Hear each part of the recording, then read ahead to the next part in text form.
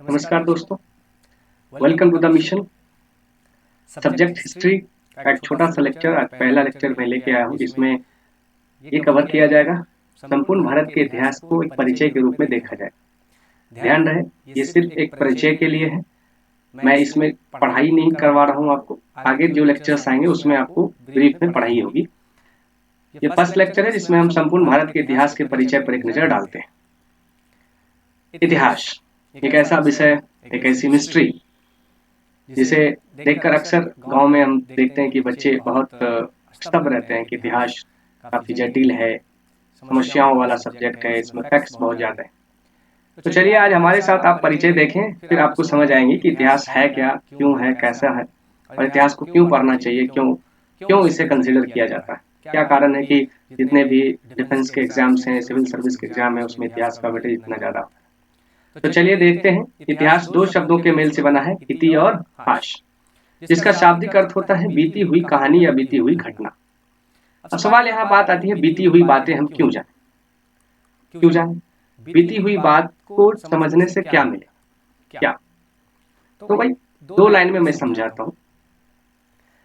मैं एक आप एज्यूम कर लो कि आप कहीं गए हो और वहां से आप अपना घर आना चाहते हो, और अगर रास्ते में आपकी मेमोरी डिलीट हो जाए, आपको पता ही नहीं घर कहाँ है, आपके माँ बाप कौन है, कुछ भी नहीं पता, आपका जीवन कैसा हो, सादा होगा।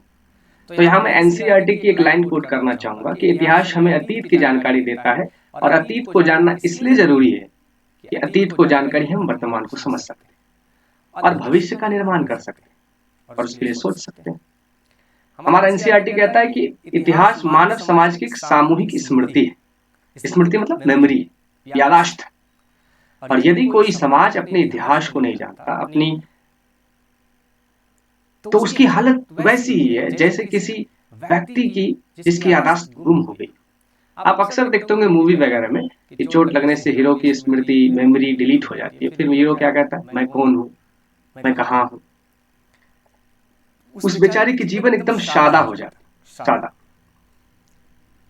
खास करके अगर आप अपने तरीके से समझना चाहें तो यूं कह सकते हैं कि यदि आपके पास कोई फोन हो, उसमें 100 गाने आपने रखे थे और वो फॉर्मेट हो गया, डिलीट हो गया, सारे डाटे इरेज हो गए, आपका फोन डब्बा हो जाता। तो इसका अर्थ ये हुआ कि यदि हम इतिहास नहीं पढ़ते हैं तो हमारा दिमाग भी एक डब्बे से कम है, एक डब्बा है।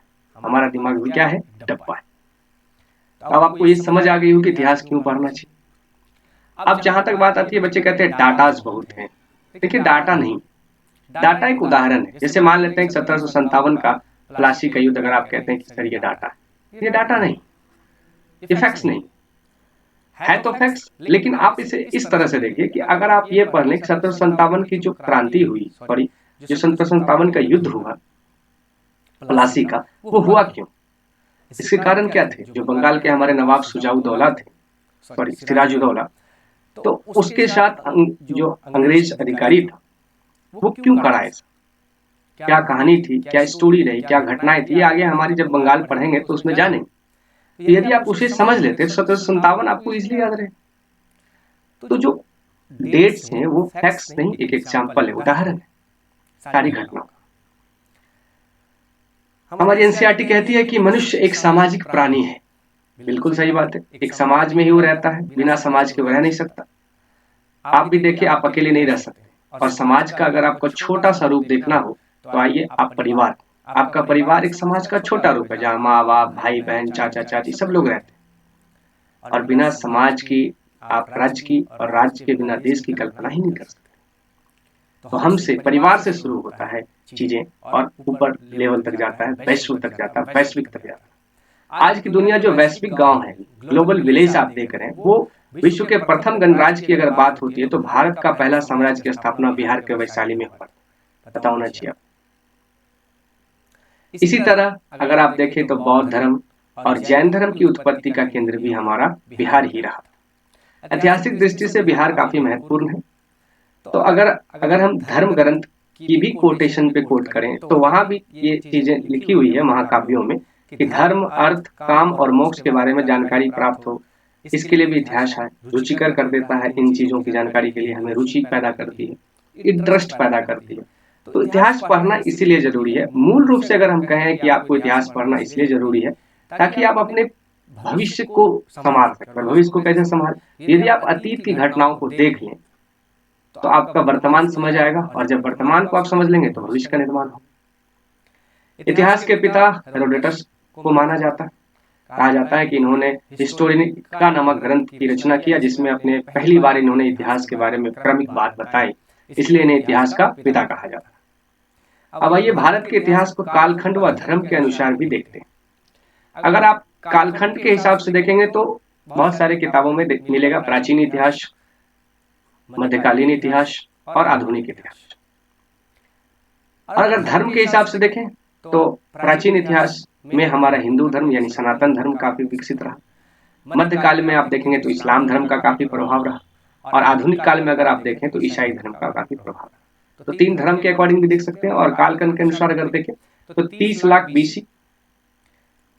बीसी से लेकर 712 एडी तक ये काल चला, जिसमें आप प्राचीन भारत के इतिहास को देखते हैं। प्राचीन भारत के इतिहास के पहले की बात अगर करें, जिसमें पुरातात्विक साक्ष्य आर्कोलॉजिकल चीजों पर निर्धारित है, जिसमें आपका आता है प्राक ऐतिहासिक काल, उसके बाद आद ऐतिहासिक काल, और फिर हमारा आता है ऐतिहासिक काल। तो अगर प्राक ऐतिहासिक काल में देखेंगे तो उसमें हमारा 4 कालें निकल के आती है: पूरा पाषाण काल, मध्य पाषाण काल, नव पाषाण काल, ताम्र पाषाण काल। आपको जानकारी दे दूं कि प्राक इतिहास काल में हमारी जो पूरा पाषाण काल है उसमें आग का आविष्कार हुआ। मध्य पाषाण काल में जलवायु परिवर्तन हुए, जिसके कारण फसलें होने लगी, और फिर नव पाषाण में हमने व्यवस्थित कृषि और पशुपालन का कार्य प्रारंभ किया। नव पाषाण के बाद आती है ताम्र पाषाण। ताम्र पाषाण की बात मैं अगर करूं तो ताम्र पाषाण में तांबे की खोज हुई, जो सबसे पहली धातु है, मानव ने खोजा। उसके बाद हम लोग आते हैं आदि ऐतिहासिक काल, जिसके अंतर्गत आप रखते हैं किसे, हड़प्पा सभ्यता। हड़प्पा सभ्यता की खोज दयाराम सैनी ने किया। अंग्रेजों द्वारा रेलवे लाइन बिछाने के क्रम में हड़प्पा सभ्यता जैसी एक पुरानी सभ्यता का जन्म हुआ, जिसमें खुदाई से ये पता चला कि कितने हजारों लाखों किलोमीटर तक ये फैली हुई साम्राज्य व्यवस्था थी, जो एकदम शहरी थी, नगरीकृत थी, जिस पर आगे हम चर्चा करेंगे जब हम लोग उसको पढ़ेंगे। उसके बाद वैदिक सभ्यता आती है। 16 महाजनपद का काल उसमें देखे जाते हैं, और इस काल में आपने देखे कि ये 16 महाजनपद की चर्चा हमारे ऋग्वेद में भी है, हमारे बौद्ध धर्म के अंगुत्तर निकाय, जैन धर्म के भगवती सूत्र में दिखाया गया है, जिसमें सबसे महत्वपूर्ण मगध को माना गया। और मगध पर 7 राजवंशों का शासन काफी महत्वपूर्ण रहा, जिसमें आता है हर्यक वंश, शिशुनाग वंश, नंद वंश, मौर्य वंश, शुंग वंश, कण्व वंश और शातवाहन वंश। इसके साथ साथ दक्षिण भारत के संगम काल की बात करते हैं, जिसमें चेर, चोल, पांड की भूमिका अहम है। तो ये कुल मिलाकर ये हमारा प्राचीन भारत का इतिहास है। अब हम अगर प्राचीन के बाद आगे बढ़ते हैं तो हमारा आता है मध्यकालीन भारत का इतिहास। मध्यकालीन भारत के इतिहास में 712 ईस्वी में अरब आक्रमणकारी एक मोहम्मद बिन कासिम, जो भारत पर आक्रमण करता है पश्चिम क्षेत्र से, जो पंजाब के सिंध प्रांत के क्षेत्र राजा दहिर पर आक्रमण कर उसे पराजित कर देता है, और फिर उस पर जजिया नामक कर अध्यारोपित करता है। वो प्रथम शासक है, मुस्लिम शासक, जिसने जजिया कर लगाया भारत में। उसके बाद महमूद गजनबी, जो लगभग 1000 ईस्वी से लेकर 1030 तक के बीच में भारत पर 17 बार आक्रमण करता है, जिसमें इसका 16वां आक्रमण जो 1025 में हुआ था गुजरात के सोमनाथ मंदिर पर, जहां इसने सबसे ज्यादा धन दौलत लौटे मंदिरों से। तो ये जितने भी मुस्लिम आक्रमणकारी थे, इनका मुख्य उद्देश्य था भारत में धन लूटना, भारत से धन लेना, क्योंकि भारत आप जानते हैं सोने की चिड़ियों का देश था। उसके बाद आता है मोहम्मद गौरी। मोहम्मद गौरी की बात करेंगे तो इसका भी उद्देश्य था कि बहुत सारे यहाँ से धन दौलत लिए जाए, और धीरे धीरे क्यों ना इस कमजोर, क्योंकि आप जानिए महमूद गजनबी जब 17 बार आक्रमण कर सकता है किसी क्षेत्र पर, तो उस क्षेत्र की दुर्दशा क्या हो, बाहर के लोग क्या समझें कि इस क्षेत्र में कोई सिस्टमैटिक पावर ऑफ जनरेशन नहीं, कोई शासन सत्ता सेंट्रलाइज नहीं है, किसी ने इस चीज को कंट्रोल नहीं करा, इसका मतलब टूटे फूटे साम्राज्य हैं। तो गौरी ने सोचा क्यों ना इसे हम अपने साम्राज्य में मिला। इसलिए गौरी अपने नीतियों के तहत काम किया, जिसमें 1191 में प्रथम तराइन का युद्ध, 92 में द्वितीय युद्ध, उसके बाद 94 में चंदावर का युद्ध। आपने देखेंगे, हम लोग जब उसको डिटेल में पढ़ेंगे मध्यकाल को, तो इसमें देखेंगे कि किस तरह मोहम्मद गौरी और पृथ्वीराज चौहान के बीच युद्ध होता है, और पहले युद्ध में पृथ्वीराज चौहान जीतता है, दूसरी में मोहम्मद गौरी, और तीसरे चौंदावर के युद्ध में राजा जयचंद को मोहम्मद गौरी मार देता है। तो किस तरह हमारे देश में जयचंद जैसे लोग हैं और पृथ्वीराज जैसे महान योद्धा हैं, इसकी चर्चा हम करेंगे मध्यकाल में। उसके बाद गौरी का एक गुलाम है कुतुबुद्दीन ऐबक, जिसने दिल्ली सल्तनत में गुलाम वंश की स्थापना कर दिया। और इस सल्तनत में 5 वंश हुए: गुलाम वंश, खिलजी वंश, तुगलक वंश, सैयद वंश और लोधी वंश। और लोधी वंश के अंतिम शासक हुए इब्राहिम लोधी, जिसे मुगल वंश की नींव रखने वाले बाबर, मोहम्मद जहीर-उद्दीन बाबर ने निर्मम तरीके से उसे हराया और भारत पर मुगल वंश की नींव डाली। और बाबर के बाद एक पर एक हमारे मुगल वंश के शासन चलते रहे। और जहांगीर के शासन काल में आने के बाद अंग्रेजों कंपनियों का आगमन बहुत तेजी से होने लगा। अब यहाँ से आधुनिक भारत की नींव पड़ती है। आधुनिक भारत की जो नींव है वहां से कहाँ से स्टार्ट होती है, तो 1498 से, जब 1498 में वास्को डा गामा नामक एक पुर्तगाल की यात्री भारत के समुद्री मार्ग की खोज किया, यानी कि भारत पहुंचने के लिए समुद्री मार्ग की खोज इसने किया। अब ये समुद्री मार्ग की खोज क्यों किया, स्थलीय मार्ग में क्या दिक्कत थे, अरब के द्वारा जो व्यापार होते थे उसमें क्या प्रॉब्लम थी, ये सारी चीजें जब आधुनिक भारत पढ़ेंगे तो हम वहां डिस्कस करेंगे। फिलहाल इतना जानिए कि जैसे ही पुर्तगाली यात्री वास्को डी गामा पहुंचा, चूंकि भारत में मशाले और सूती वस्त्र काफी बहुत बड़े पैमाने पे थे और यूरोप वाले लोगों को मसालों की ज्यादा जरूरत थी, क्योंकि यूरोप एक ठंडा प्रदेश है जहां भोजन को मसालों में तल के रखने से भोजन जल्दी खराब नहीं होता, बहुत दिनों तक चलता है। जिस वजह से पुर्तगाली यात्री वास्को डी गामा भारत के समुद्री मार्ग की खोज की और फिर धीरे धीरे यूरोप के बहुत सारे कंट्री के यात्री भारत आए और वहां से व्यापार शुरू किया, जिसमें आपने देखा वो पहले पुर्तगाली, फिर डच, अंग्रेज, फ्रांसीस, डेनमार्क, स्विस, सारे लोग आए। उसमें से आपने ब्रिटिश ईस्ट इंडिया कंपनी, जिसके पहले 2 नुमाइंदे थे, कैप्टन हॉकिंस और सर थॉमस रो, जो जहांगीर के शासन काल में ही भारत में व्यापार करने के लिए अनुमति मांग चुके थे। और फिर धीरे धीरे ब्रिटिश ईस्ट इंडिया कंपनी ने अपना पांव फैलाया और यूरोपियन कंपनी एक एक करके उसको कंट्रोल करके खुद एक बड़े स्वरूप में अपने आप को बनाया। इस बीच मुगलों का पतन हो रहा था।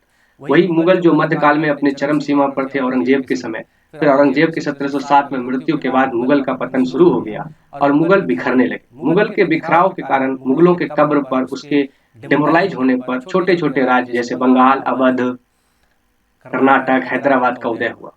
इस बीच एक और शक्ति उभरी जिसे आप मराठा के नाम से जानते थे। वीर शिवाजी का नाम आपने सुना होगा। मराठों की शक्ति बहुत विशाल रूप में उभरी। एक समय ऐसा लग रहा था कि मुगलों के बाद भारत पर या दिल्ली पर मराठों का शासन होगा, लेकिन पानीपत के तृतीय युद्ध 1761 में अहमद शाह अब्दाली ने मराठों को उसकी गलती के कारण उसे बुरी तरह पराजित किया, जिससे यह तो साबित हो गया कि अब भारत पर मराठों का शासन नहीं होगा। तो अब एंगल क्या देखेंगे आप, तो आपने एंगल देखा, अब मुस्लिम शासक जो इस्लाम मुगल वंश था वो तो नीचे जा रहा है, मराठा ऑलरेडी नीचे चला गया है और छोटे छोटे राज्य के उदय हो रहे हैं, छोटे छोटे राज्यों का उदय हो रहा है। और ब्रिटिश ईस्ट इंडिया कंपनी अपने व्यापारिक फायदे के लिए इन छोटे छोटे राज्य को अपने नियंत्रण में लेना प्रारंभ कर चुका, जिसका आपको देखने को मिलता है 1757 का बंगाल का प्लासी का युद्ध, फिर 1764 का बक्सर का युद्ध और 1765 में इलाहाबाद की संधि, जिस संधि के द्वारा बंगाल, बिहार और उड़ीसा, बिहार, बंगाल, उड़ीसा की दीवानी अंग्रेजों को मिल गई, ब्रिटिश ईस्ट इंडिया कंपनी को मिली। जिसके बाद 1857 की बड़ी सी क्रांति, 1885 में कांग्रेस की स्थापना और फिर 1905 में स्वदेशी आंदोलन, बंगाल विभाजन और 1915 में हमारे महात्मा गांधी बापू का एंट्री, तो भारत के इतिहास को एक नया मोड़ देता है। 1919 में रॉयल एक्ट जैसी कानून के विरोध में हुए जलियनवाला बाग हत्याकांड और फिर 20 में असहयोग आंदोलन, 30 में सविनय अवज्ञा आंदोलन और 40 में बापू का व्यक्तिगत सत्याग्रह और 1982 में फाइनली भारत छोड़ो आंदोलन आपने सुना ही होगा। और फाइनली 1947 में हमारा देश आजाद हो जाता है और 1948 में गांधी बाबा की निर्मम हत्या होती है। क्यों होती है, क्या होती है, ये सब डिस्कस करेंगे जब हम आधुनिक भारत का इतिहास पढ़ेंगे। 1949 में अगर हम देखें तो हमारा संविधान पूर्ण रूप से तैयार हो गया। तो तैयार होने के बाद हमारा संविधान के कुछ भाग लागू हुए, लेकिन बहुत सारे 100% भाग पूर्ण रूप से 1950 में लागू। इसमें भी एक ट्विस्ट है, घटनाएं हैं जो हमारे इतिहास से जुड़े हैं, उसे भी हम समझेंगे। बहरहाल अभी आपने देखा प्राचीन भारत, फिर आपने देखा मध्यकालीन, फिर आपने देखा आधुनिक। तो तीनों स्तर पर आपने देखा कि हमारा इतिहास किस लेवल पर है। तो अध्ययन की सुविधा के लिए हम इसे कालखंड के अनुसार भी बांट सकते हैं और आप धर्म के हिसाब से भी देख सकते हैं। तो अधिकांश प्राचीन भारत में आपको हिंदू शासक मिलेंगे, जबकि मध्यकाल में आपको मिलेंगे इस्लामिक शासक, इस्लाम धर्म को, और फिर आधुनिक भारत में ईसाइयों का आगमन। इस तरह हमारा इतिहास एक पूर्ण सिस्टम में चलता है। डियर स्टूडेंट, आपको अगर यदि कोई भी चीज पढ़ना है तो सबसे पहले आप स्टार्ट और एंड को क्लियर करें और अपना एक रोड मैप तैयार करें कि हमें यहाँ से यहाँ तक जाना है। जैसे अगर आप इतिहास में देखें तो प्राचीन से लेकर आधुनिक तक चलना है और सभी रोड मैप में एक लिंक होना चाहिए। इतिहास देखिए तब बोझिल हो जाने लगता है जब आपका लिंक टूट जाता है। यदि आप लिंक में पढ़ेंगे कि प्राचीन के बाद मध्यकाल में क्या लिंक हुए, क्यों हुए, कैसे हुए, कारण क्या था, क्या क्या बदलाव आया सामाजिक स्तर पर, राजनीतिक स्तर पर, सामाजिक स्तर के साथ राजनीतिक, आर्थिक, सारी सिस्टमों पर आपने जो बदलाव देखे, उसके बाद मध्यकाल आए, फिर मध्यकाल के बाद सामाजिक, आर्थिक, राजनैतिक, प्रशासनिक दृष्टि से जो चेंज हुए, उससे आधुनिक भारत की नींव आई। तो इस तरह से चीजों को लिंक करके जब आप पढ़ेंगे तो खुद ब खुद इतिहास आपके दिमाग में एक लिंकअप स्टोरी की तरह बैठेगी। और जब आपके दिमाग में स्टोरी बैठ जाएगी तो आप फिर वो डाटा के लिए तनाव मत लीजिए। डाटा तो एक एग्जाम्पल है कि ऐसी स्टोरी बनी, एक ऐसी कहानी बनी, फिर इस कहानी से कुछ घटनाएं हुई, उसी घटनाओं से आपके डाटा निकल के आ जाते हैं। तो आज के लिए इस छोटे से लेक्चर में हम आपको उम्मीद करते हैं कि इतिहास का एक ब्रीफ संक्षेप, पूरे भारत के इतिहास का एक परिचय दे पाए हैं। अगली वीडियो से हम प्राचीन भारत से शुरुआत करेंगे और वहां डिटेल में पढ़ेंगे भारत का इतिहास कैसा है। अगर आप हमारे साथ बने रहेंगे तो उम्मीद करते हैं कि हम आपको एक लिंकअप हिस्ट्री, जो आज तक आपने बहुत कम जगहों पे देखा होगा कि लिंक करते हुए कहानियों के साथ और फिर उसके साथ डाटा और फैक्ट्स को जोड़ते हुए पढ़ाई होगी, जो हम आपको इस पूरे लेक्चर्स में के माध्यम से करा देंगे। आज के लिए इतना ही। तब तक अपनों और अपनों का ख्याल रखिए। जय हिंद, जय भारत, धन्यवाद।